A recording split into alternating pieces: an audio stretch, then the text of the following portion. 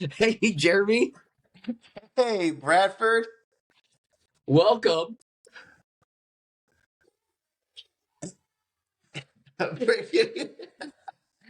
Bro.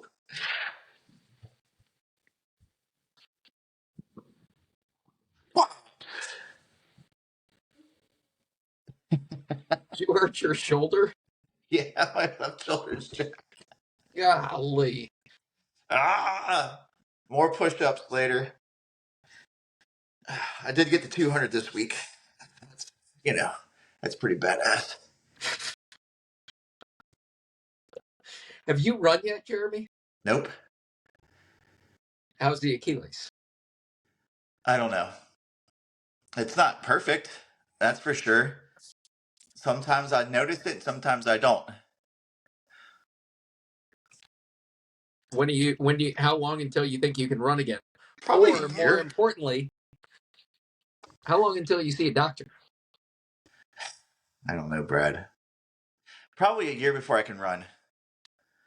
And What then, what advice, if somebody was having the same ailments as you, what would you be telling them? speaking of the devil, I'll be right back. To ice it, Speaking of the to devil, take inflammation anti stuff to make sure that the inflammation goes away. Yeah, this is what is known as a freezer sleeve. It's a just a freeze. freeze, just a freeze sleeve. It's a freeze sleeve. It's not free. It's freeze. Uh, I would take some anti-inflammatories, which I have been doing. I would rest, which I have been doing. And if it doesn't go away in a year, then I would go to the doctor. That's what advice you'd be giving people. I only say that just because that's the advice I'm taking right now. But genuinely, what advice would you be giving somebody? I mean, I would go to the doctor and see what kind of like possible physical therapy needs to be involved in this. I know, Brad. I truly don't have the time. I What'd you do all day today? well, we started working on our house as we got a new Now, kitten. I called you earlier. You were at a friend's house. Well, that's true. You can't look. You have to let yourself here go away. You have to give yourself some leeway here. You can't just like live life by doing nothing. Do you know who else is dealing with the Achilles trouble? The wet towel, Galen Rupp. No. I meant to say wet blanket. I knew it wasn't right, but he's still a wet. He's just a wet towel because he's a small guy. I still don't like him. He's just like he gets stamped and moldy, and I just wouldn't want to have anything to do with him. So are you going to... What does this have to do with who has an injured Achilles? I just assumed that you were going to say Galen Rupp. And now they're going to miss World Indoor Championships. Who? Jakob. Jakob Ingebrigtsen? He's out. Like straight out? I thought you were going to say I thought you were going to say Parker Valby. She's been cross training too much. I Maybe. know somebody who hasn't been cross training too much. This guy right here. Dude, I know. I always have these excuses. I don't have time. And I mean, right now it's super busy with college counseling, so I do have a lot of obligations to like after school and stuff. So look, That's me playing a violin. can I be truly honest? Hold on, let me think about it. Can Jeremy Clover be truly honest? I think it's up for debate. Look, I'm depressed. You're depressed about your Achilles? Yes, because it hasn't even been 3 months since the last flare up. Okay. That sucks. Like I feel like I'm going to be relegated to one of those people who can't run anymore. But you can. But can I? Like if I can only get 3 months at a time. you might be in a scenario where you the year you get 3 months on, 3 months off, 3 months on, which So candidly is a lot better than we did last year. it is, but that And hold on. And the most exciting part about this, Jeremy, is think about how many people are going to say, "Wow, you run really good for a big guy." I can't wait for people. It, buddy.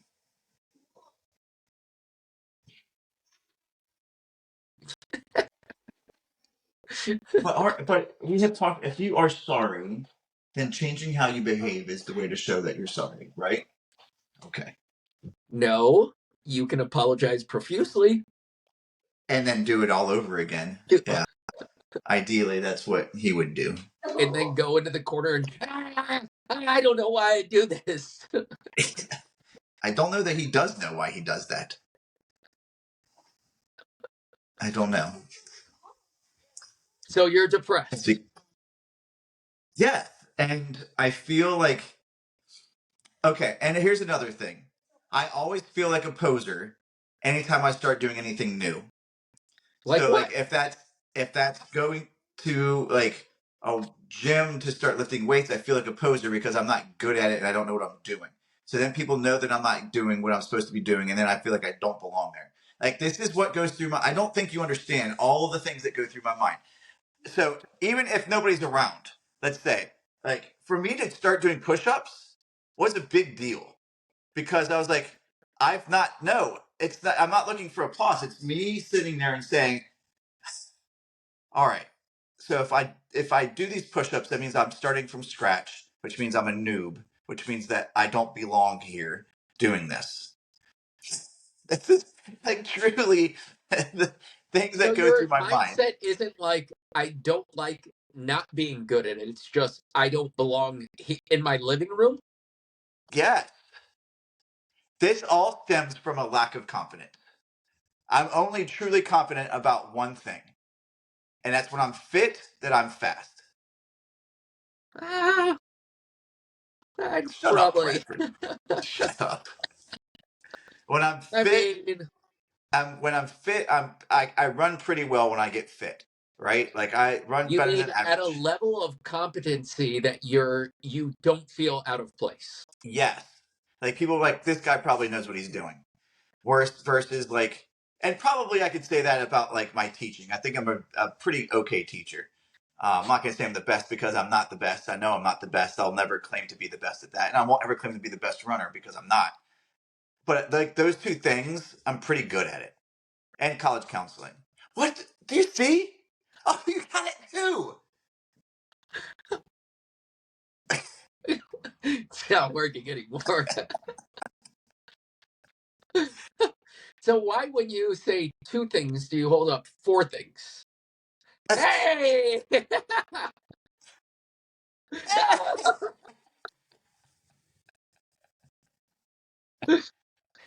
Because two is better than four. It's just doubled. Why don't Anyway, you hold it up like a baseball player? um, so those two things plus like I would say college counseling. So now we're at three. Um, gotta keep it Okay. up. What Doesn't about work. parenting? No, I know I'm not great at parenting. Um, because I get frustrated. Okay. What's that have to do with being a bad parent? That I kick them in the shins a lot. Oftentimes I'll like throw them out of the house like physically. Um, Child Protective Services, please don't listen to this. Mind you, before this podcast started, your son was saying you had biteable nipples and wanted to chew on your nipples. Yeah, and I kind of looked at it as a positive on that one, as in I wouldn't need nippies anymore because I'd have no nipples. What about tattooed nipples? Would you need nippies if you had tattooed nipples? I would venture to say no because they're just flat. I don't need like flat. I don't You know that I don't. would get tattoos of nipples on my boobs, You would just go my nippleless. boobs. Interesting. I don't know. That'd be a weird question because I would feel like, especially You like a pool. Right, you feel out of place doing push-ups in the safety of your own home. Can you imagine walking around nippleless? That would be tough. Yeah, I would get them. I would get tattoos like the next day. As soon as I got like they cleared up and everything was like nice and you know Do you think animal nipples would be a way to go? what? Get a teat? Like a hang down?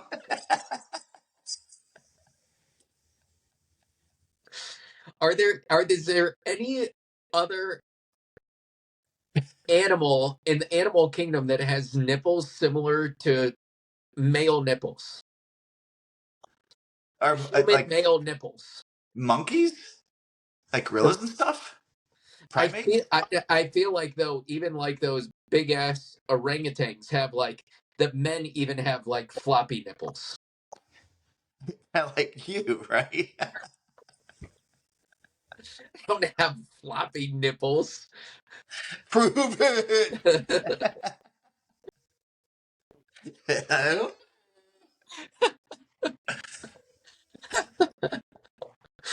So So Jeremy, how do we get you over this ridiculous phobia? So you it's not. start running before and you feel comfortable starting running. Yes, because I know that it'll come. Look, I That's know, I everything know in it's life.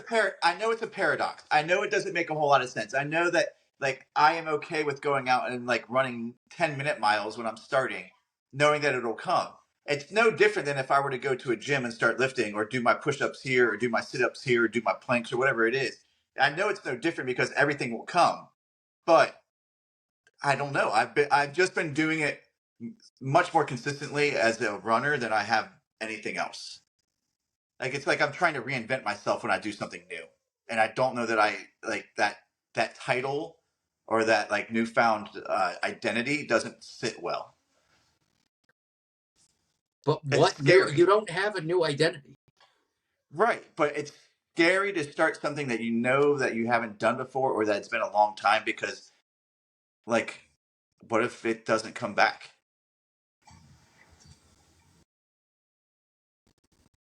No, Brad. Wait, Brad, your audio goes in and out, in and out. So what you just said, I didn't hear, and now you're frozen. I'm just looking at your big ugly face, just stuck there. Are you there? Wait, I thought I saw something. Are you still at 12:57, 12:58, 12:59? Oh, what in the world? Huh?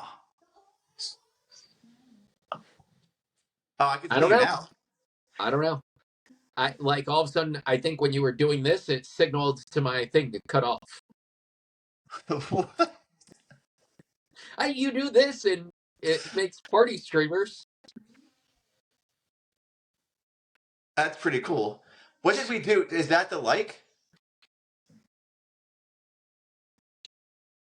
Man, we're learning all kinds of new stuff. Hi, I love you too. So All right, go. is he looking for a nipple? Probably. The nipple biter. So what about trying new things? I mean, think about things that I have done that I haven't done in a long time. How hard it is for me to do that. Like a new thing, like going out and riding a bicycle. Forget about it. Like there's no way. You have a bike. I do. I've got two bikes actually. I've got a nice comfort bike that I use to go and tool around with our family when we go out tooling around with our family, and I've got Uh a huh. pretty sweet, sick, nasty mountain bike, which I really enjoy doing. But it's just it's a lot of time commitment to go out and ride. Like we're So you talking, it's do not just ride it's your not bike. just an hour. It's like a 4 hour commitment to go out and ride a So bike. you do ride your bike. Occasionally, not often. Okay. Dad, do your best, Briggity. What about fencing?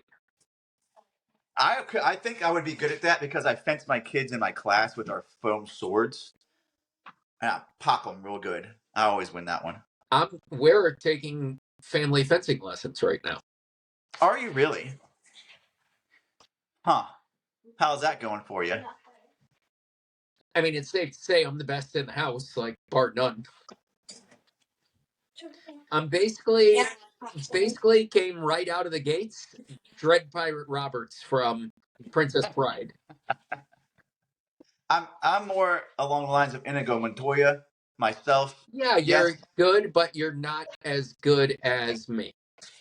No, but I'm him using the wrong hand, and you are the Dread Pirate Roberts using the wrong hand. I don't know what I'm saying. Yeah, why want to be British? I don't want to be British. So we walked in. I've never even thought about fencing before. Stephanie got this as a family gift to all of us to do a month of fencing lessons. That's awesome.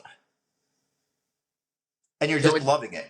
And so what would you do if, say, Katie got you fencing lessons? You'd be like, Oh, well, dude, we would, as a family, we would go and rock it out. But there's but it's no something new. commitment to that. There is no identity associated with that because I know I'm not going to be a fencer. I could become a professional pushover. Your identity is weightlifting and running? No, Brad, stop trying to look. You're not going to make this make sense.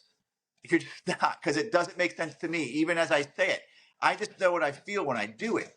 Like if we go like axe throwing, right? I love axe throwing. I'm actually quite good at it. Although I've only done it, I don't know, 3 times. I am. Like every time we go with my friends, I'm always the one who comes out on top. Truly. And they get so mad at me. They get so mad. And? I'm like, that's right, because I'm athletic. Get over it, dude.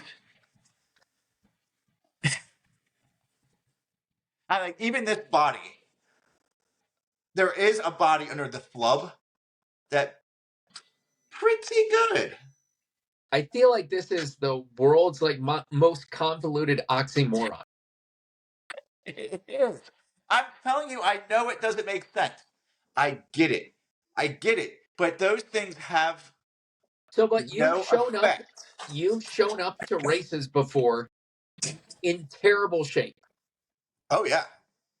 Like our 5K, neither of us were in good shape. Yeah, but you ran well there.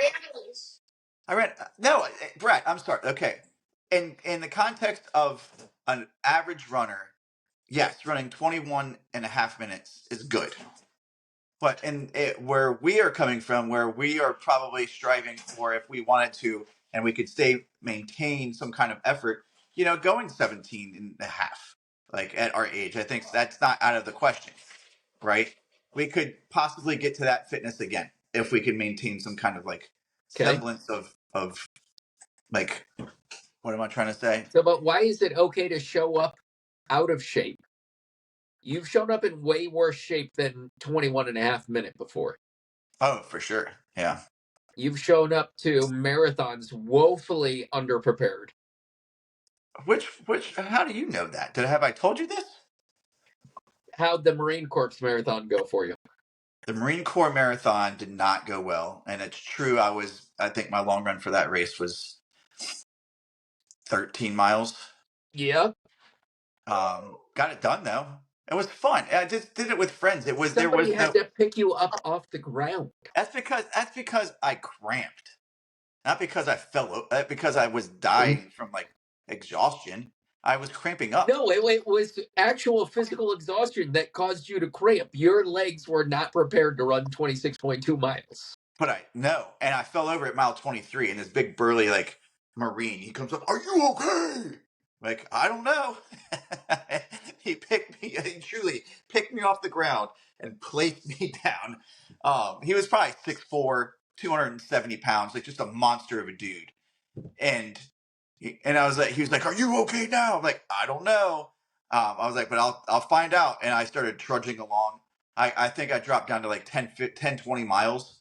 My friend who was running with me, we were like side by side when I fell over. I left him high and dry. Like he couldn't keep up with the 10, 20 mile. Wow. But that was a fun race. Like, I don't know, Brad. Yes, have I done things that I wasn't fit? Yes. So what you're trying to tell me, you're trying to get into my head to make me Well, I'm trying to realize. tell you that your identity isn't like a good runner. It's just on some capacity that you're a runner. And you Well, have enough like belief in yourself that, okay, well, like I didn't run well today, but I'm capable of running XYZ. So if somebody came up to you and they said, oh, you like great job finishing the marathon in 4.5 hours, you would probably interrupt them and go, whoa, whoa, whoa, whoa. I've run a 3:15 before. yes, and I can do it again. I'm just woefully underprepared. I'm just, and this would be a very long conversation at the end of a race. They're like, It hey, would great be. job on the 4:30. That's amazing for a big guy like you. And you're like, whoa, whoa, whoa. Wait, first, who are you calling big guy? Number two, It was yeah. 2.5 years ago. Oh, what's that? It was no less than 2.5 years ago. I ran a 3:15 while blocking the wind with one energy gel. So, boom. Yeah, and having to stop to urinate and walking for part of that as well. I have never done a marathon, Brad, where I haven't walked. And so you feel like there's this viable excuse built in because you've done this before and you Yes. feel 100% confident you can get back there. Yes. But that's not the same feeling with lifting weights. No, because I never really lifted weights. Are you embarrassed to be a poser? Yes. Unless it's something that's like so outlandish that, like, if you took axe throwing serious, you'd just be an absolute loser. No, I would become a freaking monster at axe throwing because I'm already like decent at it. Like true, like there are things that you can that. Brad, I'm sorry, I'm just a So phenomenal you're axe you're thrower for predisposed to be an axe thrower. maybe. It's like your forearm to by the I think it's my forearm shoulder. The ratio fact is perfect for the winging fact an that my axe. shoulder has limited like my shoulder has always had limited like flexibility and range. Like it just doesn't work as well as like it. This one can go all over the place. This one cannot. I think it keeps it like locked into like wow.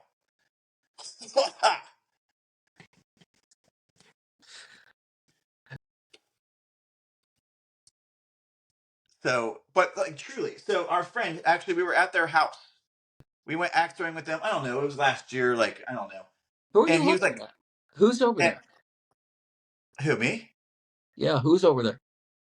Like over there? I don't know. I was Yeah, looking you over at look. Katie because we're talking about our friend. But we went axe So you throwing. need Katie's engagement to reassure you that. I need reassurance, Brad. So listen. Anyway, so I'm throwing it and I'm just crushing. And he's like, "Have you done this before?" I'm like, "No, dude. This is my first time." He's like, "Oh, oh." And I was like, "Yeah, I'm sorry." So if you went to the gym and somebody said, "Wow, you bench press a lot," and you'd be like, "I haven't been at the gym in 3 years." Yeah, but they would never say that to me because I don't. Uh, You're undiagnosable. Like Like, can I throw up one plate? Yeah. Oh yeah, I definitely. 135 pounds. 135. I just like I can just crush that bad boy out. Can I throw up 155 pounds? Fewer times, but I can do it. Um, I went to our gym and Katie was there, and I feel really uncomfortable when people are around. I think that's the thing. I think that's part of it. Like if people are there, and I know that they probably don't even care anything about me, but if they can see me and I struggle at all and I'm not doing what I think I need to be doing, then I feel like embarrassed. So you don't want to be a sweat, What the fuck is a sweat? a tryhard. I guess, but I don't like. It's not about me like them seeing me trying hard. I I, think I, like it. but you're willing to try hard at running because you know of a level of competency Yes. that you will not be embarrassed pretty much under any scenario. Like if somebody embarrasses me at a race, they're like, all right, give me 8 months and we'll race again and let's see where we go from there. Right.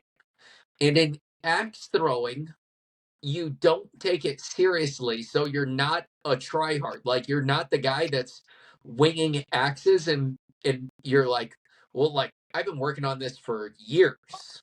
No. Yeah, because I think I've, like just dead aim. And So so it doesn't then matter. when you go to the gym, you're concerned that like it looks like you're going to be putting in a lot of effort into it to what somebody would consider like not a big amount. Brad, we're both 200 pounds. We look like we should be able to throw around some weight. And we get under the bench and we're struggling with 140, let's say, to put it up 10 times. You're like, oh, that last like three of them, that wasn't easy. Okay. That's embarrassing. And so you're embarrassed of being a tryhard. No, I'm embarrassed of looking like I'm I don't know, I know that you're weakling. really working hard to get 140 pounds, and somebody would say behind your back, Look at yeah. that big. Hey, you know where we get the compliment though? You ran well for a big guy. They're like, you're real weak for a big guy. Is what I would get at the gym. So do you thrive off of people's like engagement with you? Not at all. I would rather they don't know me. I think I would be more content to have a gym all by myself and Yeah, be you're the out rock. there. You're the I can rock. just rock and I can like do what I need to do and I can crush what I need to crush or not crush. Right? I think somebody seeing me fail is like my biggest thing, if But that you makes fail at sense. running all the time. But they don't know that I'm failing at running. Well, they don't know that you're failing at the gym either. I do you not put like your workouts on your t-shirts so you just look down? No, I So just fully expect that when they come up and I'm like that TikTok video of the guy that like at Lowe's with the box on the oh scissor lift. yeah, yeah. That you're, ah, that when they come over and it's 135 pounds and they're like, all right, damn dude, sorry, I didn't know that you actually needed help, and they pull it up and then I proceed to like sit up at the end of the bench and I'd be like, just so you know, this was my 18th set until failure, and you just happened to catch me at failure. And he's like, I'm Okay, that's pretty who sure you that I saw you, like you literally just put these on here. but that's you, Brad. That's who you are as a person.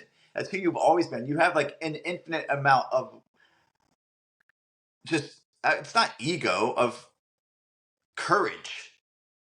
You put yourself out there. I'm not expecting You that. have confidence. You're a Yes. confident dude. Yeah. And you know that 100%. I'm not. But That's like the thing is that you're confident in some aspects of life, like running. and my job. Yes. I And I was just so when I first got into the upper school, so my high school, when I first got there, I felt like such the biggest poser. I wouldn't say anything in meetings. I tried to make myself as invisible as possible. Like I just did not want my anybody to look at me and know that I was a fake. And okay. now that I've got five, this is my going to be my fifth year doing it, fourth year at my high school doing it. Like I have a rhythm and a routine now, and I know that I do a good job, and I have that stuff, so I'm not afraid to like speak up. What if you move to a new school though? I've been teaching for it'll have been like my 12 years. I think I'm like pretty competent now to do what I I know, need. but what if you go to a new school, you don't know a single person there. I You're right, but doing what I so at my school we have to create our own curriculum, do all of our own assessments, like do all that stuff, which is really challenging. And I think by doing that, I've found that I have taught myself so much more and learned so much more about the profession. So I would feel a lot more confident because of all that. That's why I felt out of place because I didn't feel like I was there yet, but now I do. So if I were to go to another school, I feel like I've got the tools that are required to be able to speak up. Does this have something to do with how you view others? That they're better than me?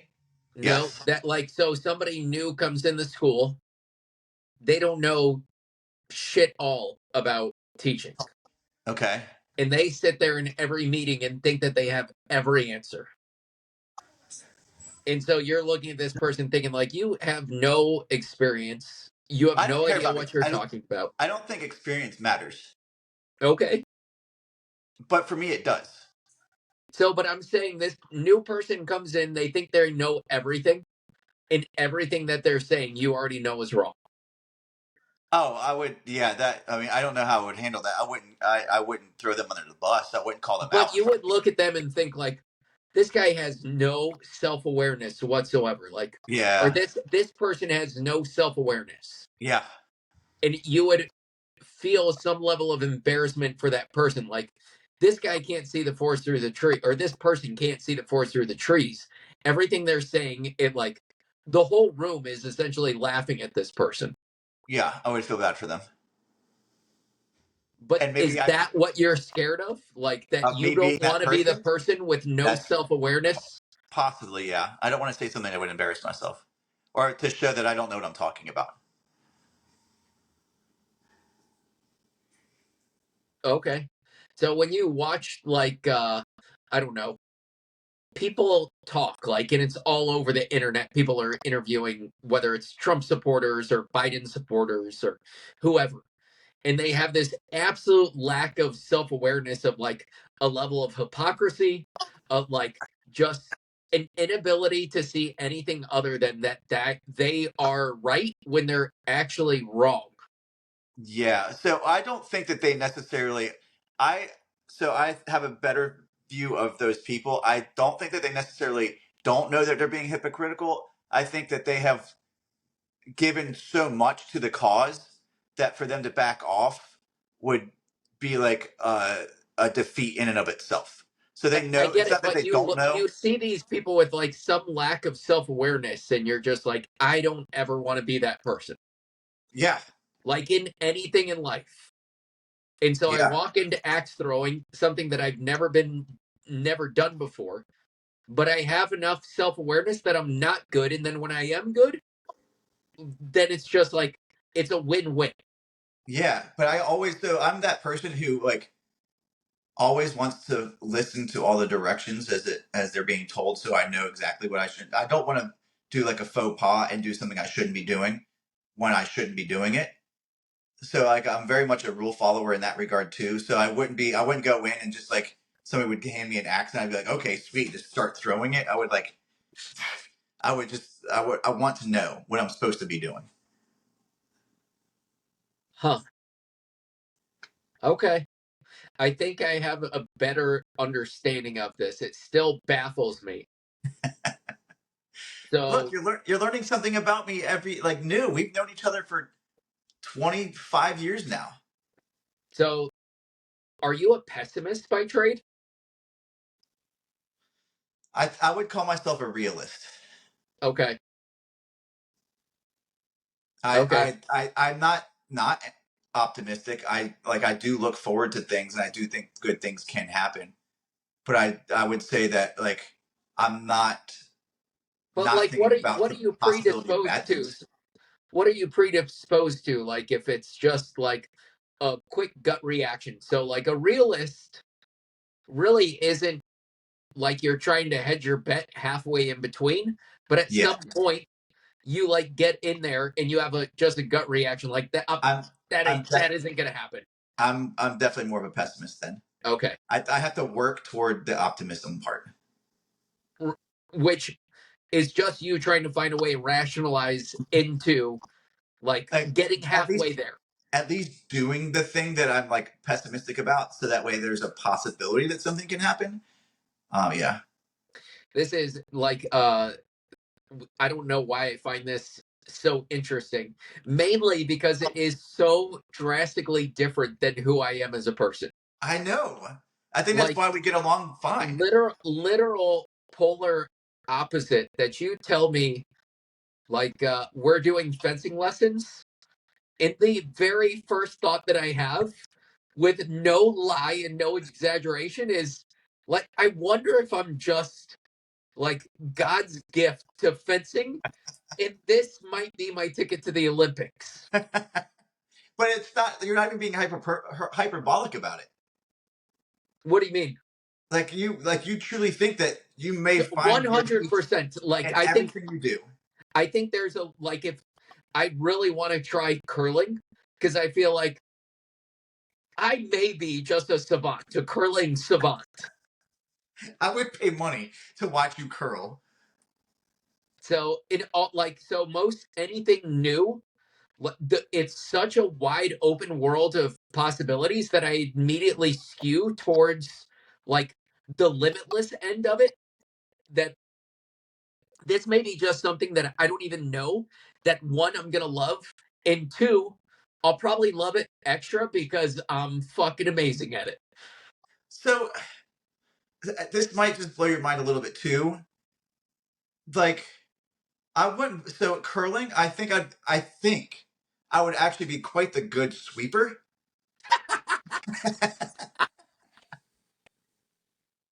Like the not the person who has to do like Right, the I super know. like The yeah, but like the person who has to like have such speed it up or control slow it down. and Yep. speed and that. But I can just sweep the shit out of it. You just tell me when to stop sweeping. I don't want because you have these people like stop. I'm like okay, I'm done. But I'll just Like your intro to the Briggity Bros. yeah. Those like frenetic, crazy types of movements where you just go super hard for a very short period of time, I think I could probably do okay at. So, but you don't feel like that about everything. No, I feel like I'm always like a step behind in a lot of things. Like even again, like I like intellect. I look at everybody. I'm like, this person's definitely smarter than me, just based on what they look like. Okay. Um, So, but I wouldn't just that be changed through just having like more perspective? And you so, would think like when when I hear about intellect, and I think, and somebody tells me, well, they know they're not the smartest person in the room. yeah, I always ask, well, what's the smartest person in the room? And inevitably, in every business meeting that I'm ever involved with, you can pick out the smartest person in the room. Out of everybody, it's the easiest. So the smartest person in the room is the person asking the most questions. fair enough. And I So don't do enough of that. 100%, the like the least apt, like the least competent people are the ones that don't want to ask a question because they think it's then gonna like open Pandora's box of this person. Just the reason they're asking something is because they don't know anything. So maybe I'm not smart. See, you just clarified some things for me, so I will never ask a question again. I'm not even going to ask what you had for dinner So because then I don't. so but That means that I I don't. think when you find then that the smartest person in the room is asking the most tedious questions because you need to clarify things to get a full understanding. So that like the best business people that I work with are asking like, well, you say gross revenues. Define that. Like, and then the person will give a generic definition of gross revenues, and they'll go, I get that, but in the sense of this contract, is it after taxes? Is it pre-tax? Like you're just giving me it's a plus minus equation. I need to know everything that goes into that. You can define gross revenues, like almost an infinite number of ways. It's almost a meaningless definition without somebody actually defining it. Fair enough. I find that people who ask questions often already know the answer. They just want, again, they want clarification. Maybe for those people who don't know the clear answer. I personally have never seen that. I think what you're describing is the reason you wouldn't ask a question because you're afraid you're going to be a poser. Like, oh, That's did you mean this? And then and the they're like, person calls you on the carpet and they're like, no, I did not mean that. that's actually the exact opposite of what I meant. I don't understand what that question you're asking. Yeah. So I think poser is probably what I should get tattooed across my belly. Like thug life. I'm gonna be poser life So how do you wrap this entire thing into running? Because you're confident in running, because you're I've found success there in the past. right, and you're competent in running. Yeah, So, what do you have to be confident in running to run well? I think so. I think you have to to look at yourself and say, I know that I can do this and I can do it. And like running is not But what easy. gives you that confidence? Like confidence in running is built through the repetition of doing all of these small things. It's not just showing up out of shape and saying, well, I think I can do this. You know that's physically not possible. So Right. confidence comes through these stepping From stones. but stepping stones have happened, and maybe they haven't happened recently, but they have happened in the past. So like I have the experience, I just don't have the fitness at the time. So the experience But of hurting, the experience of pushing through like what about when you challenging times, started running though? it just came naturally. So you need something just like axe running or axe throwing, not axe running. I Axe guess I do. I throwing just that need like something that you I show up, you have no preconceived idea of what it is. You show up and you're immediately patted on the back and they go, "Wow." not that I was patted on the back at all. Like my first season, like it wasn't that I was like a standout. I didn't start running But until you my junior found year. success relatively quick. Yeah, like I won my first 500-meter race. It wasn't Okay. fast. It was against I mean, it was a minute and 15 seconds. Like, so it was a slow time. So 60 and then 15. It's So 60 seconds. Yeah. yeah, but we went against a team that didn't have many people on it. So I get I it, but found success. I I wonder what would have happened if you went in your first races, you just had the door like got blown out of the gym. I don't know. I don't know. Like I feel like you need the affirmation of showing up and like some level of immediate success that you buy into it and you go like, okay, yeah. Yeah, that's probably right. Um, I don't know. I mean, I'm sure it would take a psychiatrist or a psychologist to like really dive into like the purpose or meaning behind all of that. Um, it would probably take a couple of sessions at least to kind of like parse our way through it. But I don't know. There's a lot going on back there, I think. So like when we were in college running, would you ever fantasize about like winning races? Like this might No, be my weekend? no, No. no, dude. I just knew like first I didn't do the work in college. Yeah, but I never did the work either, and I still like would daydream and be like, this could be the week. See, that's your optimistic part, and that's me being a pessimist. Like that's just it. Like if I first I didn't do the work. Second, there was nothing to indicate that I would go and win anything. I did win a heat in the 800 one time. It was we were in the slow heat, the first heat at Clemson, and actually I got like coach was really what. No, we drove separately there. We didn't go for whatever reason. Maybe I had like a test or something. Anyway, um, I won the heat, and I was like, "Hey, that's the first in college Wow. anyway, the first and only." Um, What's your timer say on there on your end? 43:25. This is like one we had barely an agenda of what to talk about, and it surely wasn't Jeremy's psyche. No, So, but this has been one of my favorite episodes. I find it like I find the psyche in sports like it, absolutely fascinating, and then also in life where you see like what I consider posers, I think is something completely different than you, and it is a lack of self-awareness, but it's a lack of self-awareness of how you got from point A to like whatever that point Z is at that time. Like, and candidly, point Z probably never comes, yeah, or you never want it to come because that means it's the end of the road. So, but I find like posers uh to be people that think, oh, like I've done everything to get here, and I don't understand why other people can't achieve the level of success that I've had or anything else. And they take into account like the best analogy that I can use is, I guess there's two analogies.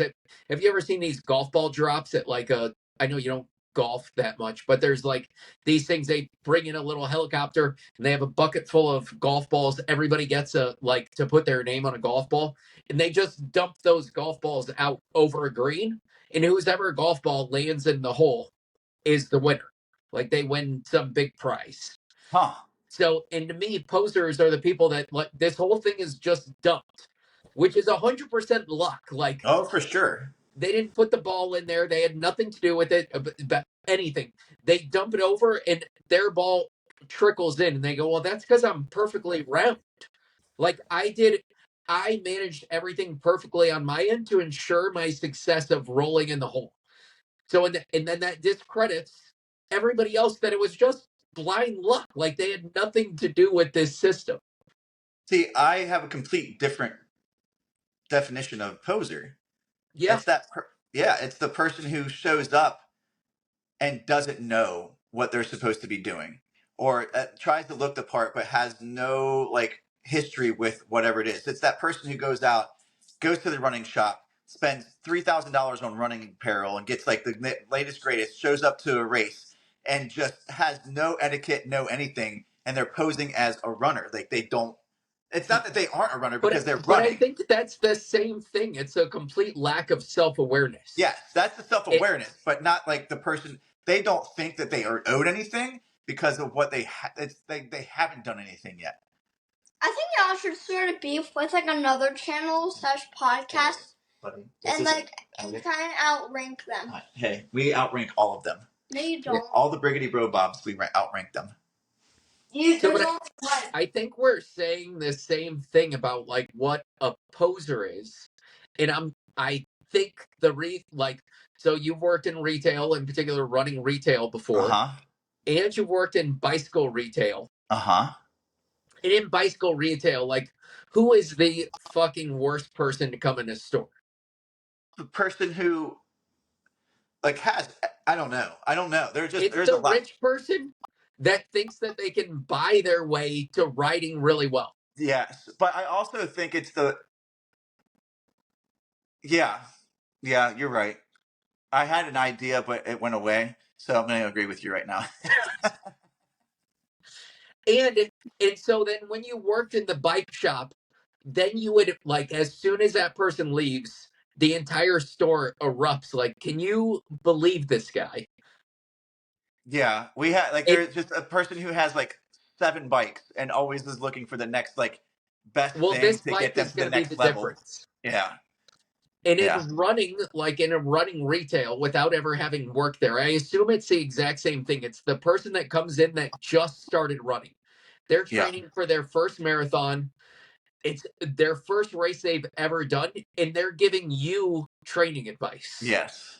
And they're like, I heard that these really are necessary. You know, when I was researching training plans, like that's just not a good idea. Yep. And I had yes, exactly. And Or that people who person refuse leaves. to listen. They just refuse to listen to any advice whatsoever. Like this. Oh no, that's not right.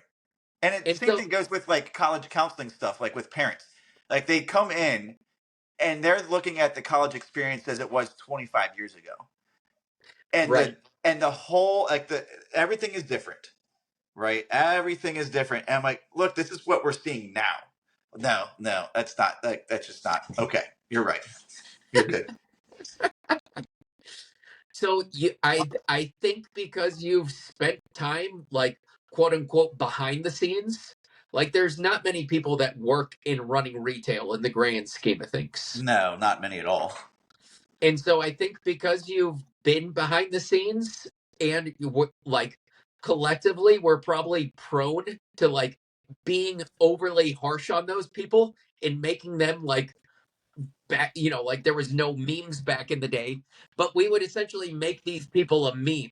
Like, and so if you remember when we were running college, if somebody old, what we considered old, which was probably us, that would come up and talk about like their running, you'd be like, dude, leave me alone. Like, it's obvious you're not as good as me. Just like, I have no interest in talking to you. It's the guys who come up as like they're like 70 years old. Oh, back in the day, I was running 10 twos in the 100. No, you weren't. Like, no, you weren't. So Every old are guy. you just terrified of being that person that you leave something and people are laughing at you? That's a good question. I don't know that I like. I don't care if they laugh at me. If I am oblivious to it, I don't really care what they think about me when I'm not there. But you It's don't the want it's to the go in and try to be good at something and have somebody laugh behind your back. Yeah, it would be the laughing at me to my face as it's happening, or I see the snickering or the talking behind my back, or I have to have a continued encounter with them at a later date, like where like Oh, right, right. Yeah.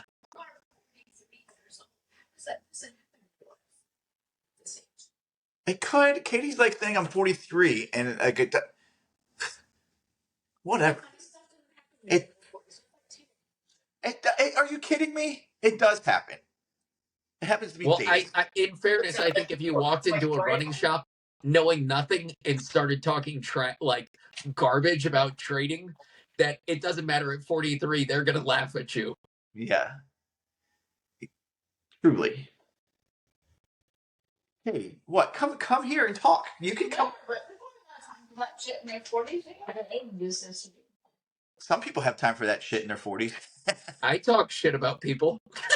That's Brad talks shit about people. I'm sure as soon as we get done with this, he's going to go and tell Steph about this nonsense and say, "Look at here. Look, this is what Jeremy has to say."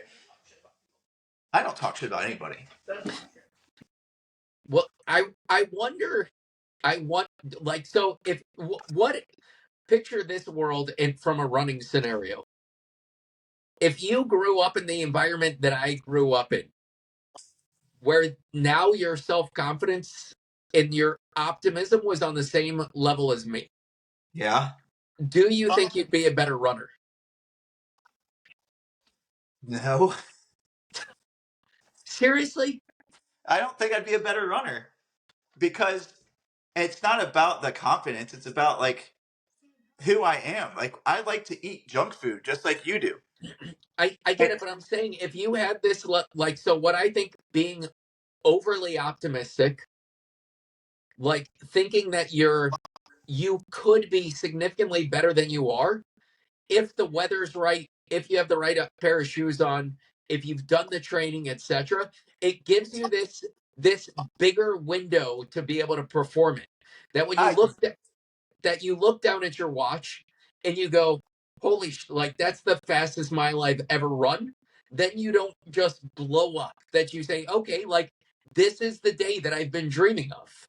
See, that's where we differ. Like that's you saying, "Oh, today's the day." I look and I'm like, "Oh shit, today's the day that I don't."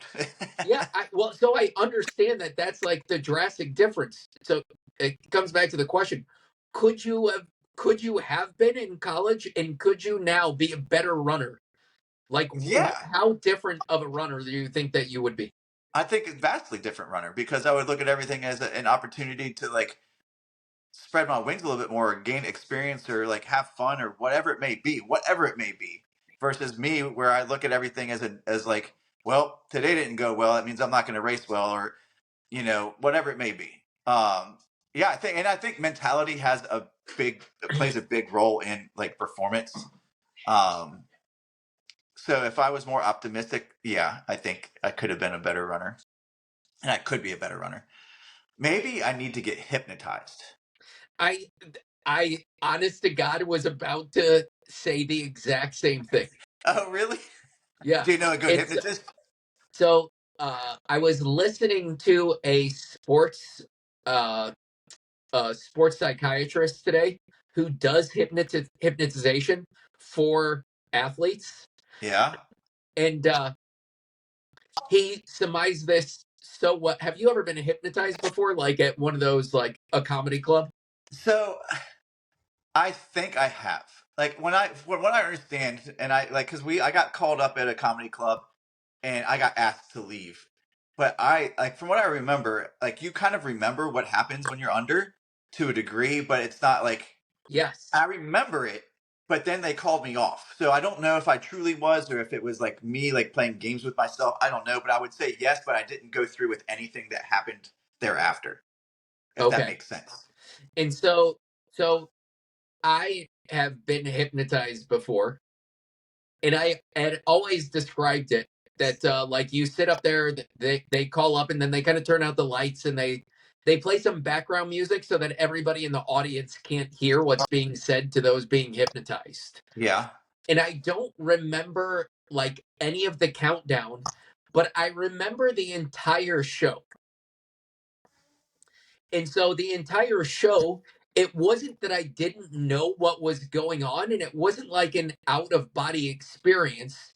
It was that it just like removed all the barriers that, like, from a mental perspective that would tell you like you're acting like an idiot.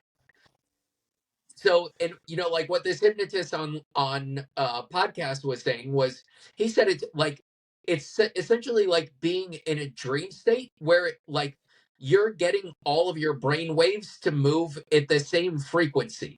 And so like whatever brain wave it is that would say like you're an idiot, don't do this or anything like that, all that, like, you're susceptible to the power of suggestion, you're susceptible to like just going with the flow and whatever's happening.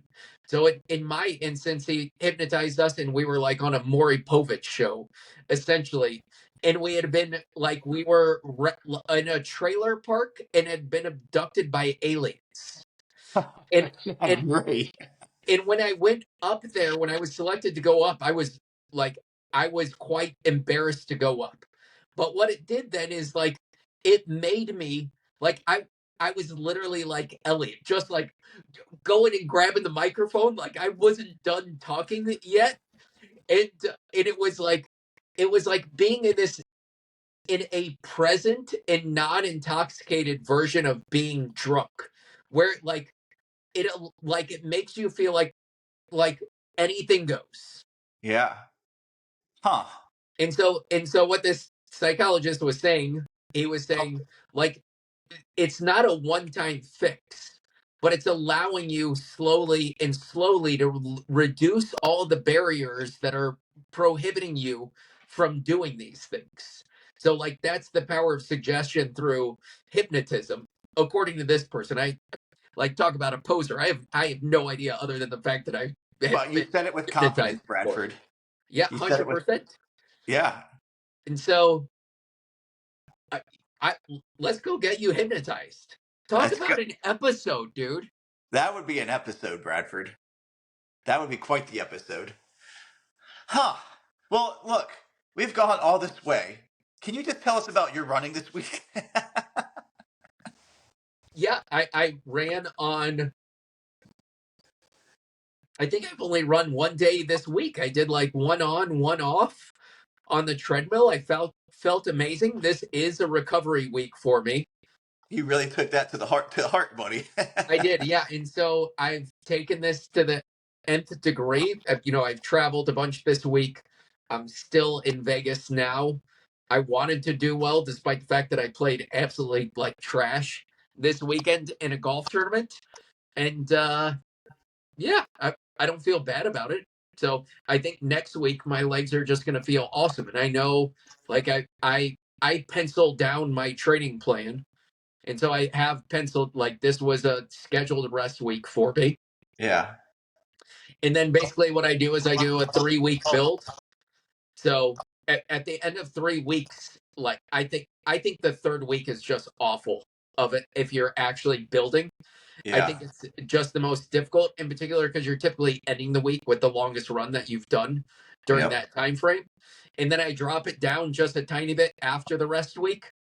So the rest week, And then, like I cut it down significantly. Then after the rest week, I do a smaller build to get back up to right. overreaching from the 3-week period before. So I feel like I'm still golden. Like I feel great. I think that you're gonna have a good week coming up. I think I'm gonna try tomorrow to go for a run if my Achilles isn't like we'll see. We'll see. A 20-minute, super duper easy, wearing like nothing crazy shoes, just go out there and have a little fun and just run. Oh, if I could give somebody advice, you take a week off like I've just taken, where you've just barely run it all, and then you jump back into then a 3-week build or whatever build you have in front of you. Don't go just hog wild in week one. So understand that you have 3 weeks of building. So like the first workout doesn't have to be you don't have to just blow out every gasket and Right. prove that, okay, well, that week off didn't impact me. Like this week in the grand scheme of this half marathon and marathon training essentially means nothing. And in the long term, you probably gain more through doing less, like in these times. So I should be really good to go then. For a month plus now, I have been I doing mean, less. I did do a fair amount of training before this rest week. I know you did. And I Uh, think that I was quite aggressive for the 4 weeks predating this. yeah. That this probably just, I'm not sure that my body told me that I needed it, but there was no penalty to going overboard in the rest week. Yeah. So you think your last week, what, you were like 31, 32 miles or something along those lines? So are you going to like bear it back to like 27, 28 to start and then like build Probably. up from there? Yeah. I mean, I think the important part when you're coming back, in particular from not running for a week, is that like that first workout or the first run that you do, you don't just say, well, like my legs feel amazing and I'm going to go out and run a PR. Right. And Or then, you're like and at then the you're end of your, sore for 3 days, you straighten yeah. something, like there's a point in particular through the build that the most important day is the next day, is getting to the next day and being able to perform something. So Yep. like you have to have some uh uh yeah, I don't even know the word I'm looking for. You have to have like some, you can't just go balls to the wall as soon out of the gate. No. So like I always find that when I'm coming back, I'll go out for an easy run. Then I'm like, oh, I'm feeling really good. So then I always like crank down the last mile, and it Yeah. doesn't benefit. There's no benefit to it. I'm like, what's the purpose of that fast mile? Nothing whatsoever, except for possibly getting myself hurt, which is obviously I'm prone to anyway. So, um, And yeah, then you're going to be more tired the next day. Like it's in particular when it's not a workout, like you have to recognize that that's just silly. that's right. You gotta stop moving it. It just like that was almost like perfect timing, Well, Jeremy, Bradford. we This dove was we dove deep into the psyche of Jeremy I Clover. think we need to, and we kind of understand who you are. I don't know that I could get very deep in your psyche. I think we just know that you're a crazy confident optimist who looks at every opportunity as a possibility to find their new savantness. Savantness, yeah. I don't know that's a And I'm word. sure all of this is a product of, like, you would need somebody smarter than us, but I'm sure all of this is a product of like environment that you grew up in, and then sets of circumstances that reinforce, like either moving in your direction or moving in my direction. So Yeah. if you look over like very first professional job I ever have, I get fired, and part of that firing was a severance. So they gave me a severance check that then I bought Stephanie's or engagement ring with that severance check. And on my drive home from getting fired, I get a phone call from a bigger company that said, hey, we heard you just got let go, we'd like you to work with us. Like every time that it seems like a bad step in my life, there's been like something good just basically on the Right tail around end the of it, corner. that it's not even like I have time to be like, I've been screwed, like nothing's ever going to work out in my way. Like I've just never had that. Like it's been a product of circumstances that then reinforces enthusiasm, reinforces optimism, reinforces like just candidly who I already was. I find myself to be like a victim of self sabotaging often, like where things are going. Sometimes I feel too well, and then I like not that I like actively look to do something bad, but like I look for the negative in it and just wait for the other shoe to drop. So like nothing can last very long. Or I find that I'm like mentally figuring things to like make it not seem as good as it possibly could be. That's kind of how I am. Oh, I'm, so I'm is that definitely, like focusing on the negative versus focusing on the positive? and I So, but again, that's the like same I've thing done, as optimism and pessimism. yeah, like my well, but I mean, like I've done some really stupid things in the past, and it was just because I don't know why. Like it was just self sabotage. Like I just didn't feel maybe possibly like again I would have to get into it with going to a psychologist, but like maybe I felt I didn't deserve where I was or didn't get what I needed or whatever it may be. I don't know. But anyway, you're right. There's just a whole lot to unpack. I think I would benefit from going to a psychologist. I Am I am gonna going to? start. I'm No. gonna look up and see if we can get a hypnotist to come on and do this through the podcast. Huh. I wonder if that would work. And do both of us get hypnotized? I think he would. I know, like I I would love to go through hypnotism. I'm not sure what aspect of my life I actually know what I'd like to work on. So, but I think like the benefit we've focused this entire piece on you. I'm already overly optimistic about running my abilities, what could be, etc. And That's why you're my first round draft pick last week, man. Because 100%, yeah. 156 is on the cards, man. And so I feel like we need to title this the Jeremy Project and just bring in just specialists after like expert. We got Tony Robbins coming on, just like you're walking coals, fire coals, and Dude, all of it. That'll be yes, quite the series, Brad. fixing Jeremy. Special series. Fixing Jeremy. This could be big. Could be real This big. could be the biggest thing we've ever done. It probably won't be, but maybe.